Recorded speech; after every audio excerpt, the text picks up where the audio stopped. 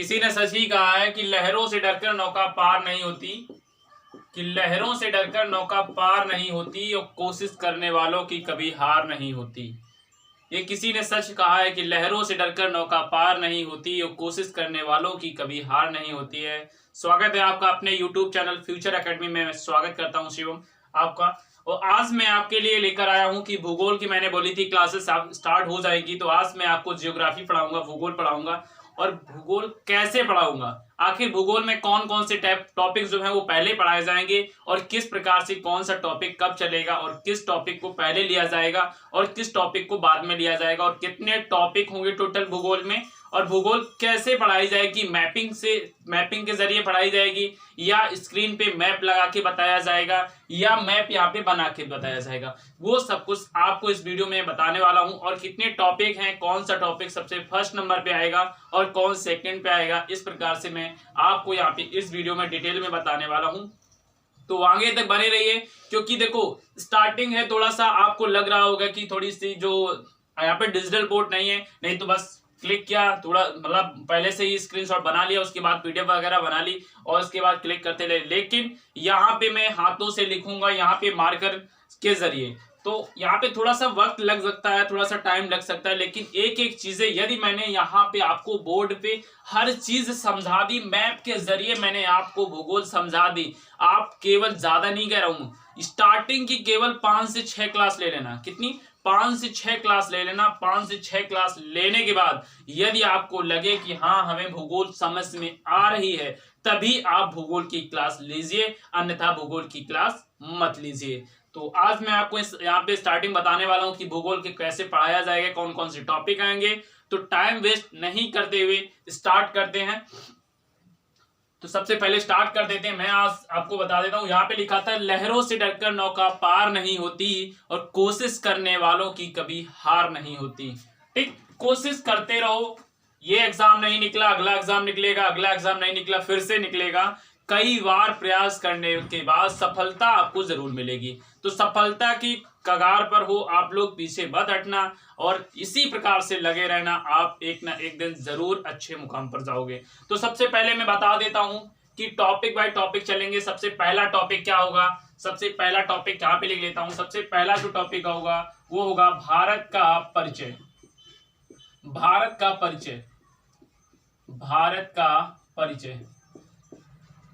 आखिर भारत के परिचय में हम क्या पढ़ेंगे? भारत के परिचय पढ़ेंगे कि भारत का जो नाम है, भारत का नाम क्या है। भारत का नाम भारत अर्थात इंडिया क्या है? भारत अर्थात इंडिया, मतलब भारत का नाम, हमारे देश का नाम भारत ही क्यों पड़ा, हमारे देश का नाम भारत ही क्यों पड़ा, अन्यथा दूसरा नाम क्यों नहीं पड़ा। हम लोग आज भारत इंडिया के नाम से जानते हैं अपने देश को। तो भारत और इंडिया जो नाम है वो कौन से आर्टिकल में है, कौन से आर्टिकल में, ये आपको कमेंट बॉक्स में बताना है। फर्स्ट आर्टिकल में। और भारत तथा इंडिया को जो हम कैसे जानते हैं, इसका नाम कहाँ से पड़ा, इसके बारे में मैं यहाँ पे डिटेल में समझाऊंगा, भारत का परिचय से रिलेटेड। उसके बाद दूसरा टॉपिक क्या आएगा? भारत का परिचय पहला टॉपिक होगा, जिसमें मैं आपको काफी अच्छे से समझाने की कोशिश करूंगा। यहाँ पे आपको कर्क रेखा वगैरह सब कुछ यहाँ पे पढ़ने को मिलेगा। दूसरा आता है भारत का भौतिक विभाजन। दूसरा क्या आता है? भारत का भौतिक विभाजन। क्या पढ़ाऊंगा? भारत का भौतिक विभाजन। भारत का भौतिक विभाजन पढ़ाऊंगा यहाँ पे आपको। अब भारत के भौतिक विभाजन में क्या पढ़ाऊंगा? भारत के भौतिक विभाजन में यही पढ़ाऊंगे कि जो हमारा देश है, हमारा इंडिया भारत जो देश है, हमारे संविधान में भारत तथा इंडिया लिखा गया, इस वजह से हिंदुस्तान नहीं बोला जाता, भारत तथा इंडिया के नाम से पूरा विश्व जानता है हमारे देश को। तो हमने क्या बोला कि भारत का परिचय पढ़ाएंगे, उसके बाद आएगा भारत का भौतिक विभाजन। अब भारत के भौतिक विभाजन में क्या पढ़ोगे? भारत के भौतिक विभाजन में आप लोग पढ़ोगे कि हमारा जो देश है वो किस अक्षांश से लेकर किस अक्षांश तक है और कहां देशांतर से लेकर किस देशांतर तक है। ये हम अपने भारत के पूरे मैपिंग करेंगे, भारत के जो कहां से किस अक्षांश से किस देशांतर से और कहां से कहां तक स्थित है, जो उसका यहाँ पे द्वीप आते हैं वो द्वीप से रिलेटेड कितना होगा या उसका जल का एरिया कितना होगा, इन चीजों को पढ़ेंगे। और इसमें भौतिक विभाजन में और क्या पढ़ेंगे? भारत का भौतिक विभाजन का मतलब क्या हुआ? भारत को हम कई पार्ट में विभाजित करते हैं, जैसे कि हिमालय पर्वत पर्वत एरिया कहाँ पे है, जल एरिया कहाँ पे है, ये चीजें हम कहाँ पढ़ेंगे, भारत के भौतिक विभाजन में। कहाँ पढ़ेंगे, भारत के भौतिक विभाजन में। और भारत के भौतिक विभाजन जहां पे हम भारत के बारे में हर चीज समझेंगे, हर चीज जानेंगे कि वो कहां पर है। भारत के भौतिक विभाजन में राज्य कहां पर हैं, उस राज्य की क्या खासियत है और क्या खासियत नहीं है, ये हम भारत के भौतिक विभाजन में पढ़ेंगे। और क्या पढ़ेंगे, भारत के भौतिक विभाजन में पढ़ेंगे कि जो पड़ोसी राज्य हैं, जो पड़ोसी राज्य हैं उनसे कितनी सीमा लगती है, कौन कौन सी सीमा लगती है, उस सीमा का क्या नाम है। ये हम कहां पढ़ेंगे, ये हम पढ़ेंगे भारत के भौतिक विभाजन में। अब तीसरे की तरफ चलते हैं। तीसरे नंबर में पढ़ेंगे भारत की जलवायु। क्या पढ़ेंगे, भारत की जलवायु। क्या पढ़ेंगे, भारत की जलवायु।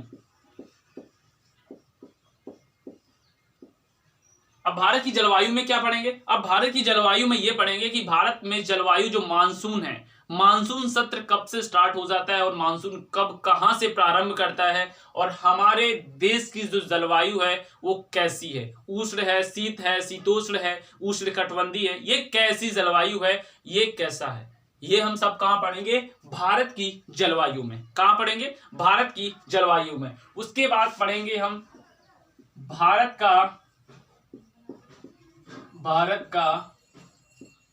अपवाह तंत्र।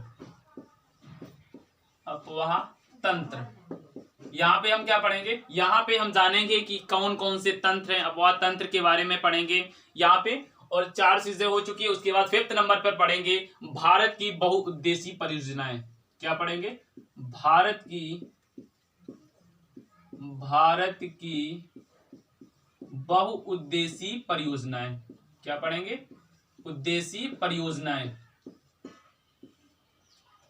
जैसे भाखड़ा नागला बांध परियोजना कब आई, कहां पे हुई, सबसे पहले कौन सी परियोजना आई, इसके बारे में हम कहां पढ़ेंगे, भारत की बहुउद्देशीय परियोजनाएं में पढ़ेंगे कि कौन कौन सी परियोजना सबसे पहले आई, किस परियोजना का क्या महत्व रहा और किस परियोजना ने हमारे देश में आके उसका विकास किया या हमारे देश में उस परियोजना का मदद किया, या कौन परियोजना कौन लाया, इसके बारे में कहां पढ़ेंगे, भारत की बहुउद्देशीय परियोजनाओं में पढ़ेंगे। उसके बाद पढ़ेंगे यहाँ पे हम 6 नंबर पे भारत की मिट्टी।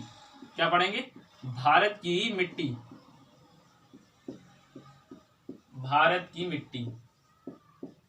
अब मिट्टी में क्या पढ़ेंगे, मिट्टी में ये पढ़ेंगे कि सबसे ज्यादा मिट्टी कौन पाई जाती है, कहां पर, बांगर मिट्टी, खादर मिट्टी कहां पे पाई जाती है, नदियों के किनारे जो होती मिट्टी उसे क्या कहा जाता है, या लाल मिट्टी, काली मिट्टी, दोमट मिट्टी, ये मिट्टी कहां पर पाई जाती है, और सबसे ज्यादा इनकी मात्रा कहां पर, किस राज्य में सबसे ज्यादा मात्रा है, या फसलों के लिए कौन सी मिट्टी सबसे ज्यादा उपजाऊ मतलब सबसे अच्छी होती है, और किस फसल के कौन सी मिट्टी सबसे अच्छी होती है, ये चीजें हम कहां पढ़ेंगे, ये पढ़ेंगे भारत की मिट्टी में। कहां पढ़ेंगे, भारत की मिट्टी में। उसके बाद पढ़ेंगे हम भारत के वन। क्या पढ़ेंगे, भारत के वन। भारत के वन, ये हम सिर्फ बात कर रहे हैं भारत का भूगोल, सिर्फ भारत का भूगोल की बात कर रहे हैं। उसके बाद विश्व की भूगोल तो अगले चलेंगे, सबसे पहले भारत का भूगोल पढ़ना है। तो यहाँ पे क्या पढ़ेंगे, भारत के वन। अब वन में क्या पढ़ेंगे, वन में पढ़ेंगे कि सबसे ज्यादा एरिया कहाँ पे है, एरिया मतलब सबसे ज्यादा कम जगह में सबसे ज्यादा वन कहाँ पे है, या सबसे ज्यादा वन का एरिया कहाँ पे है, कौन सा वन कहाँ पे है, और वन को क्या कहते हैं, वन कैसे उद्भव हुआ, या इसका विनाश जैसे कैसे हो रहा है, ये कम कैसे हो रहे हैं, इसका रीजन क्या है, इसे आगे मतलब ज्यादातर इसे बढ़ाने के लिए हमारे लिए वन क्या फायदेमंद है, हमारे लिए वनों का क्या फायदेमंद है, ये चीजें हम पढ़ेंगे किसमें, वन में। क्या पढ़ेंगे, वन में। उसके बाद पढ़ेंगे हम भारत में वन्य जीव। क्या पढ़ेंगे, भारत में वन्य जीव। भारत में वन्य जीव। वन्य जीव अभ्यारण्य आपने सुने होंगे कि भारत में वन्य जीव अभ्यारण्य क्या है, भारत में वन्य जीव अभ्यारण्य कहां पर, कौन कितने अभ्यारण्य हैं, ये सब हम पढ़ेंगे भारत के वन्य जीव अभ्यारण्य में। और कौन सबसे पहले बना वन्य जीव अभ्यारण्य, उसे संरक्षण करने के लिए कौन सबसे ज्यादा महत्वपूर्ण है, सरकार क्या उसके लिए सुझाव कर रही है, या क्या करेगी, क्या करना चाहिए, हम लोगों को क्या करना चाहिए, ये सब हम पढ़ेंगे किसमें, भारत में वन्य जीव के बारे में। किसमें पढ़ेंगे, भारत में वन्य जीव। उसके बाद पढ़ेंगे हम भारत में कृषि। क्या पढ़ेंगे, भारत में कृषि। भारत में कृषि,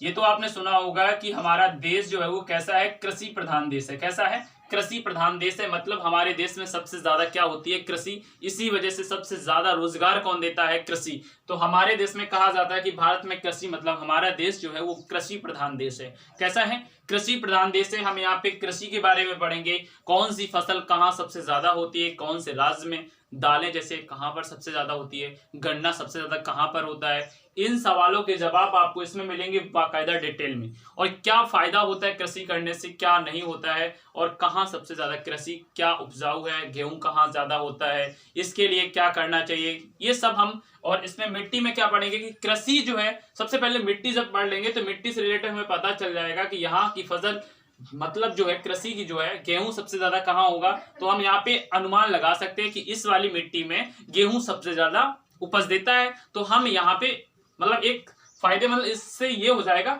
इससे रिलेटेड ये क्या है, इससे रिलेटेड पहले हमें ये पढ़ना है, क्या भारत में मिट्टी सबसे फर्स्ट नंबर पे पढ़ना है, उसी के बाद ये पढ़ पाएंगे। तभी तो हम भारत में कृषि पढ़ पाएंगे। जब हमें मिट्टी के बारे में पता होगा, तभी हम कृषि में पढ़ पाएंगे, भारत में कृषि। उसके बाद क्या पढ़ेंगे, 9 नंबर हो चुका। उसके बाद पढ़ेंगे यहाँ पे हम 9, 10 नंबर पढ़ेंगे भारत के उद्योग। क्या पढ़ेंगे, भारत के उद्योग। भारत के उद्योग, भारत के उद्योग। उद्योग में क्या पढ़ेंगे, उद्योग जो है आपने सुना होगा कारखाने वगैरह हैं, ये हमारे लिए बहुत ही घातक हो रहे हैं, इनका जो धुआं होता है ये। और कौन सा उद्योग सबसे पहले आया, कहां पर लगा, इसका क्या उपयोग है, क्या हमारे लिए फायदेमंद है, नहीं है, इन चीजों के बारे में हम पढ़ेंगे। भारत में उद्योग कहां पर सबसे ज्यादा है, या सबसे ज्यादा उद्योगपति कहां पर है, कहाँ मुंबई में, कहां पर है, ये आपको कमेंट बॉक्स में बताना है। उसके बाद पढ़ेंगे हम, भारत में उद्योग पढ़ लिए, उसके बाद हम पढ़ेंगे भारत में परिवहन। क्या पढ़ेंगे, भारत में परिवहन। भारत में परिवहन, भारत में परिवहन। अब परिवहन क्या होता है, परिवहन होता है जो हम लोग वाहन चलाते हैं, वाहन चालक हैं हम लोग। परिवहन से रिलेटेड क्या होगा कि परिवहन चलाते हैं वो किस कैटेगरी में आएगा, उससे हमें फायदा क्या होता है, उससे हमारी सरकार को कितना पैसा मिलता है। और परिवहन चलाने के लिए जो हमारे NH7, NH4, NH42 ये जो हाईवे, नेशनल हाईवे हैं, वो हम किस में पढ़ेंगे, भारत के परिवहन में। भारत में परिवहन जो है उससे वहां पे NH7 वगैरह ये सब हम वहां पे पढ़ेंगे। कहाँ पे, भारत में परिवहन, यहाँ पे पढ़ेंगे। उसके बाद क्या पढ़ेंगे, उसके बाद पढ़ेंगे भारत में खनिज संसाधन। क्या पढ़ेंगे, भारत में खनिज संसाधन। भारत में खनिज संसाधन। क्या पढ़ेंगे हम, भारत में खनिज संसाधन। खनिज संसाधन। अब इसका मतलब क्या हुआ, इसका मतलब ये हुआ कि भारत में सबसे ज्यादा, जैसे मान लो कि यूरेनियम पूछा जाए, यूरेनियम सबसे ज्यादा कहां पर होता है, तो यूपी के ललितपुर में होता है। कहां पे, यूरेनियम जो है वो भारत के, मतलब भारत के यूपी के ललितपुर में सबसे ज्यादा होता है। पूछ लिया जाए कोयला कहां पर होता है, तो सबसे ज्यादा झारखंड में होता है। दालें कहां होती हैं, इस प्रकार के क्वेश्चन। भारत में खनिज संसाधन मतलब क्या हुआ, इसका सीधा सा मतलब हुआ जो हम खाते पीते या जो हमारे लिए उपयोग है वस्तुएं, उपयोगी जो वस्तुएं हैं वो किस राज्य में कितनी मात्रा में होती हैं, और उसका एक क्राइटेरिया क्या, उसका एक एरिया क्या है, उस जगह का नाम भी पूछ सकता है, उस जगह का नाम क्या है ये भी पूछ सकता है। तो किस में पढ़ेंगे, भारत में खनिज संसाधन में पढ़ेंगे हम। जो खनिज पदार्थ हैं उनके बारे में पढ़ेंगे जो हमारे लिए उपयोगी होती हैं। जैसे कि पेट्रोल की सबसे पहले कहां पर आई, तो कहां पर आई, डिगबोई में आई। डिगबोई में सबसे पहला पेट्रोल जो लगा था वहां पे। उसके बाद हम इन चीजों को पढ़ेंगे भारत, इसमें 13 नंबर। उसके बाद भारत में खनिज संसाधन में पढ़ेंगे। उसके बाद 13 नंबर में पढ़ेंगे भारत में ऊर्जा। भारत में ऊर्जा, क्या पढ़ेंगे, भारत में ऊर्जा। अब भारत में ऊर्जा का मतलब क्या हुआ, ऊर्जा का मतलब ये हुआ कि हमें जो सूर्य से ऊर्जा कितनी मिलती है, 14 नंबर। ये पढ़ेंगे कि हमें जो जल से ऊर्जा बनाई जाती है वो कैसे बनाई जाती है। जल से ऊर्जा हमारे देश में कितनी, यहाँ पे कितना मेगावाट, मतलब जो जल से ऊर्जा आती है, या सूर्य से कितनी मेगावाट ऊर्जा आती है, कोयले से कितनी मेगावाट ऊर्जा आती है, और कितनी ऊर्जा हमारे देश में खपत होती है, सबसे ज्यादा किस राज्य में खपत होती है, किस एरिया में खपत होती है, किन चीजों के लिए सबसे ज्यादा खपत होती है, वो हम कहाँ पढ़ेंगे, भारत में ऊर्जा। कहाँ पढ़ेंगे, भारत में ऊर्जा मतलब बिजली। सिंपल सी भाषा में समझ लो कि बिजली के बारे में पढ़ेंगे। किसके बारे में, बिजली कैसे बनाई जाती है, किससे बिजली बनाई जाती है, और कैसे बनेगी और कैसे खर्च होगी, ये कहाँ पढ़ेंगे हम, भारत में ऊर्जा में पढ़ेंगे। कहाँ, भारत में ऊर्जा, इसमें पढ़ेंगे। उसके बाद हम क्या पढ़ेंगे, उसके बाद पढ़ेंगे पर्यावरण। क्या पढ़ेंगे, पर्यावरण। अब पर्यावरण पढ़ना बहुत इंपॉर्टेंट है, क्योंकि जब तक हम पर्यावरण पढ़ेंगे नहीं तब तक हम समझेंगे नहीं। क्यों नहीं समझेंगे? क्योंकि हम ये नहीं समझेंगे कि क्या हम गलत कर रहे हैं, क्या गलत कर रहे हैं, क्या हमारे लिए ये उपयोगी है करना या नहीं है। इन चीजों को हम पढ़ेंगे पर्यावरण व पारिस्थितिकी। कहाँ पढ़ेंगे? व पारिस्थितिकी मतलब पर्यावरण से रिलेटेड जो हम लोग रह रहे हैं, पर्यावरण हमारे आसपास जो चीजें दिखाई देती हैं, वायु है, वायु हमारे यहाँ पे शुद्ध है हमारे यहाँ पे, लेकिन दिल्ली में जाओगे तो वहां पे आपको 2-4 दिन, जैसे स्टार्टिंग में जाओगे तो वहां कहीं ना कहीं आपको कुछ ना कुछ प्रॉब्लम जरूर क्रिएट होगी, क्योंकि वहां की जो जलवायु है या वहां की जो पर्यावरण है, वहां की जो वायु है वहां पे बहुत खराब है, मतलब प्रदूषित है। क्या है? प्रदूषित। वहां का पर्यावरण सही नहीं है। लेकिन हमारे का यहाँ के एरिया के जहां कहीं कहीं एरिया का अच्छा होता है, कहीं खराब होता है, तो इस वजह से थोड़ी सी दिक्कत आती है। तो इन पर्यावरण में हम क्या पढ़ेंगे? पर्यावरण में पारिस्थितिकी तंत्र के बारे में पढ़ेंगे, क्या होता है पर्यावरण, मतलब इन चीजों के बारे में समझेंगे। तो मैंने यहाँ पे आपको 14 टॉपिक बताई, उसके बाद 15 टॉपिक हम ले लेते हैं यहाँ पे। विविध। क्या? विविध का मतलब क्या हुआ? विविध में जो भी चीजें छूट गई हैं, जो भी छूट जाएगा, या कुछ टॉपिक छूट जाएंगे, कुछ न्यूमेरिकल टाइप के आते हैं क्वेश्चन, न्यूमेरिकल क्वेश्चन करवाएंगे यहाँ पे। कुछ क्वेश्चन टाइप एकदम सीधे से क्वेश्चन पूछे जाते हैं, कोई भी यहाँ से रिलेटेड नहीं होता है, लेकिन वो क्वेश्चन डायरेक्ट पूछे जाते हैं, वो कहाँ कराएंगे? हम विविध में कराएंगे।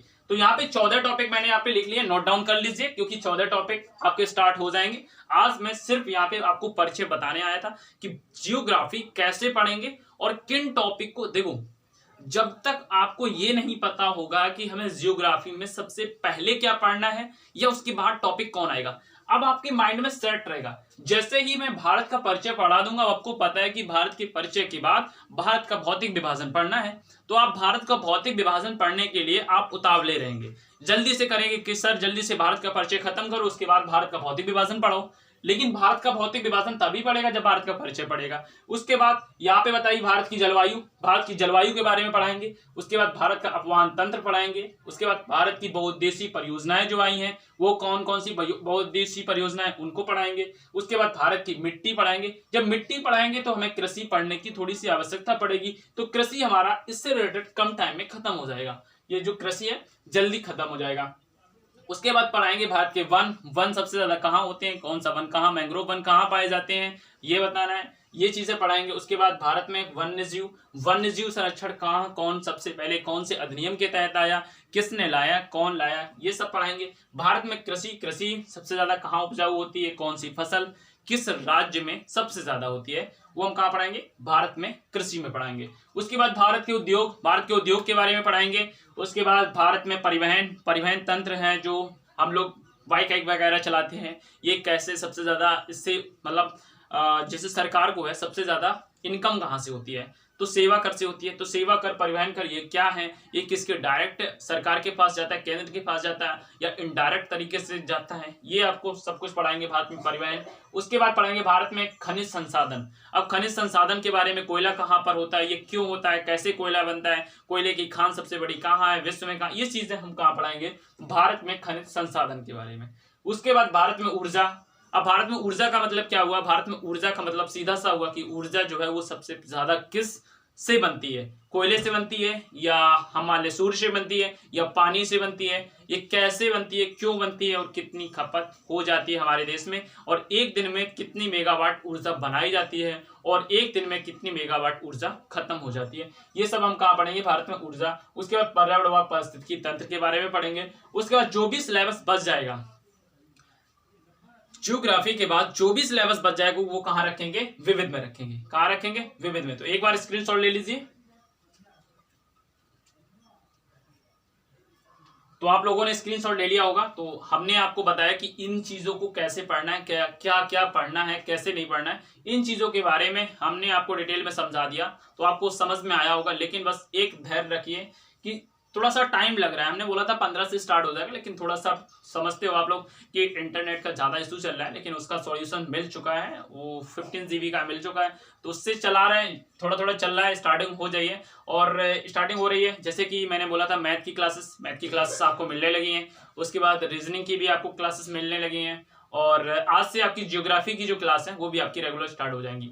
और भी क्लासेस जो बची हैं जैसे कि पॉलिटी हुआ, साइंस हुआ, ये भी क्लासेस आपको मिलने लगेगी। थोड़ा सा वेट करिए, हिंदी की भी क्लासेस आपकी स्टार्ट हो जाएंगी। ठीक, तो इन चीजों को समझ लीजिए कि कैसे हमें ज्योग्राफी पढ़ना है। ज्योग्राफी शब्द कहाँ से आया, बोलते हैं पृथ्वी, पृथ्वी कैसी है, पृथ्वी गोल है, गोलाभ है, अंडाकार है, गोल क्यों नहीं है।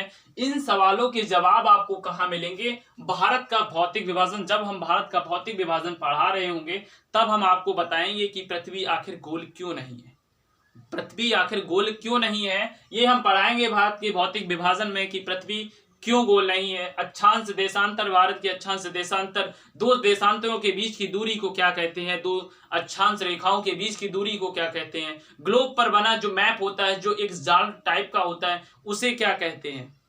इन सवालों के जवाब आपको भर भर के एक, अगर आपने 2 टॉपिक ये पढ़ लिए तो आपको तीसरा टॉपिक पढ़ने के लिए विवश कर दूंगा।